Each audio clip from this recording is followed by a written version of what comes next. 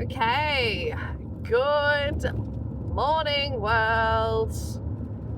It is Wednesday morning, and I apologize to anyone if I do have any watchers of the channel who know that I normally upload every day during the week. Yesterday, I missed yesterday. I did not make a video yesterday due to just different scheduling of everything with the family. So I did not get time alone driving yesterday. And actually that almost happened again today. But anyway, so let's get into it. This morning I don't necessarily have one topic to talk about. I've got just like a few things. And firstly, I know we've talked about this topic before, but I just read another article that's talking about the prices of rent for houses in Victoria, and it was like going through different suburbs, and what you get for it and all that sort of stuff, right? And I mean, there are suburbs where you're paying the average rental price is between $500 and $600 a week, and then you've got suburbs where the average rental price is around $1,000, and then it was like it showed in one suburb, the cheapest place that you could rent in the state of Victoria was a freaking like a bungalow for $300 a week. And, it's been made inside, so it's like, self-contained, a small family could all share that, just live in that for $300 a week. Just in someone's backyard, but like with a dividing fence. And I just think, oh my God, that's so disgusting. And what the actual article was about is, because there's been some changes in the legislation that landlords have to abide by here in Victoria.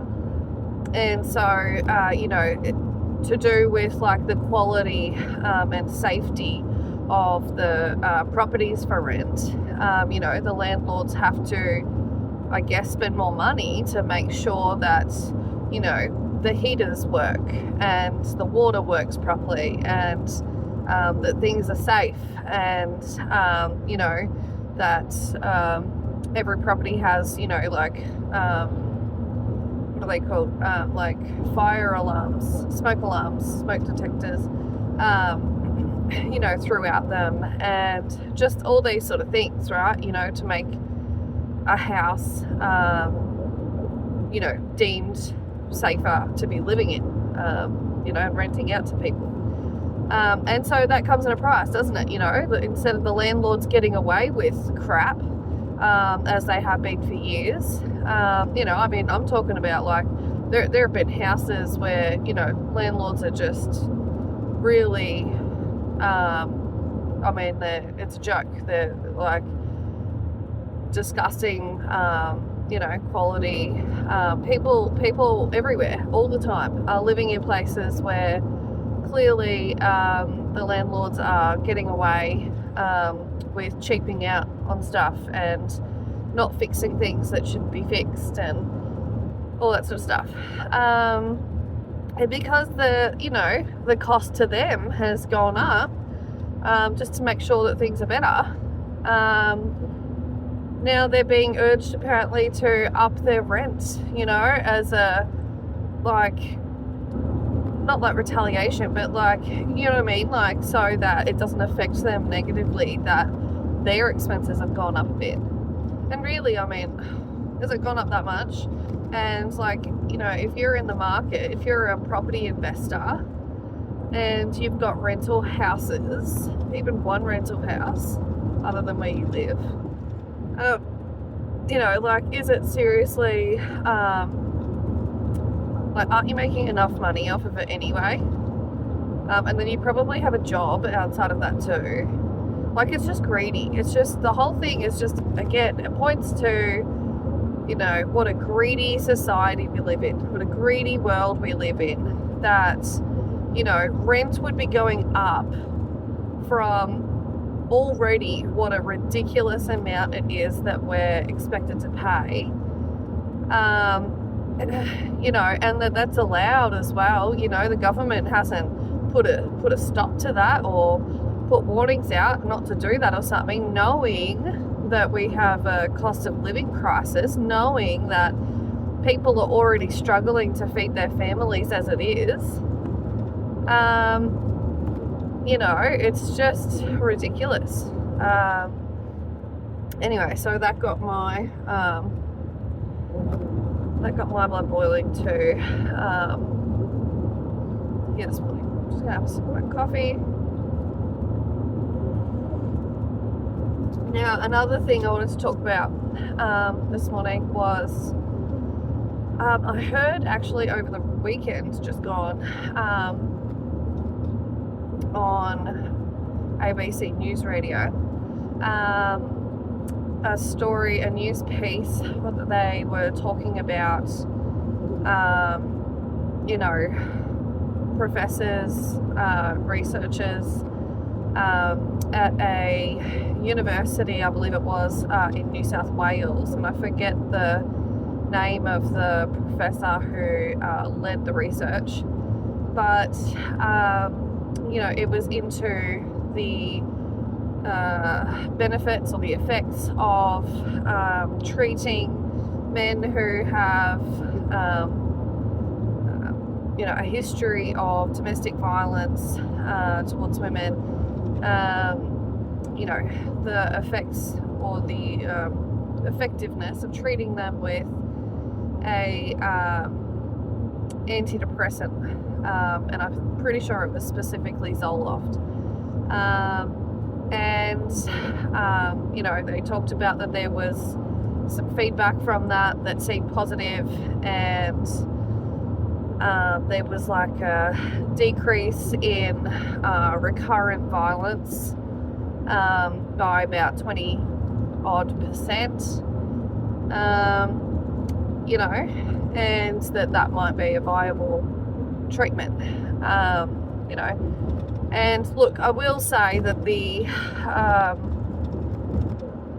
I think it was the guy that headed the research did admit that, you know, it's not a silver bullet, and, you know, we need to be looking at other things too. And I just want to point out, you know, if anyone listened to that news piece, your safety comes first, your family, your children's safety comes first, and I wouldn't be you know, misguided by that news piece to think that, you know, trying to get my husband or my partner off to the doctors to get on Zoloft would be fixing the problems in my life and make a safe home. Okay, it's not 100% effective. It's not been tested on everybody in every circumstance. And, you know, I mean, even trying to have that conversation with your partner could be dangerous, couldn't it? So, I just want to, you know, put the message out there that if you're in a situation like that, I wouldn't be holding my breath that, you know, you can get your partner onto Zoloft at the doctor's and that everything's going to be all better at home, okay? That just is unrealistic. And we know that, you know, it doesn't take a genius, does it, to to know that there are so many other factors that contribute to a man's behaviour like that, namely mental health issues that require behavioural therapy, like anger issues. Depression is also not just treated with a pill, with a tablet. Okay, you need to have sort of like retraining of your brain, and like even with the topic of rising rent prices, I really truly believe that the cost of living, just how expensive everything is, and the struggle that then is the consequence of every household, is a huge contributing factor to domestic violence. I think that if the government actually gave a crap about women and children getting hurt in their homes by the man of the house, they would have more of a focus on stopping the rise of costs of living or reducing the cost of living, because again, it doesn't take a genius, does it? Of course, we all know that financial difficulties, financial stress, contributes massively to anger, aggression, depression, and family violence, domestic violence. Okay, everybody knows that. And I'm sure there is, tons of research that backs that up. Don't fool yourself into thinking that the government isn't aware of all the different factors that, contribute to that sort of behaviour. And again, if they truly cared, then that's what they would be focusing on. So I just want to be clear on that message that, I wouldn't be holding my breath for my partner to just go get antidepressants and think that everything's going to be all hunky-dory after that. Okay, moving along. Update on Christy opening up a business. So I spoke to the owner of a guy who owns a shop in town, and actually I'm just going to have a quick scan. I was a bit disappointed when I sat down with a calculator and figured out what his per annum, per year figure would mean as a weekly rent. And I was also a bit surprised that, he's like including in his estimate of annual estimate for outgoings, which outgoings to me would be like, okay, what, utilities or something, even though, it's part of like a building that has multiple shops in it. So, like sort of like a small shopping centre, but it's not even a shopping centre. They normally have like one electricity bill and one and then they like have to work out a percentage and things like that, right? Anyway, so I was assuming that, but he's also like trying to include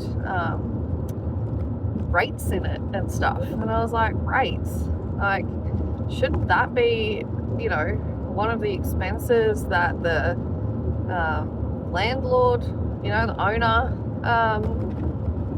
is responsible for? That's like saying, okay, I'm going to rent my house out to this family. This is what your rent is per week. And then also, once a year, you've also got to cough up $5,000 in rates. Like, excuse me, sir, like that's your job, that's your responsibility. And your rent really should be easily covering that, like, again, with the greed. Like, yeah, I mean, when I worked out how much this guy is really asking for this shop,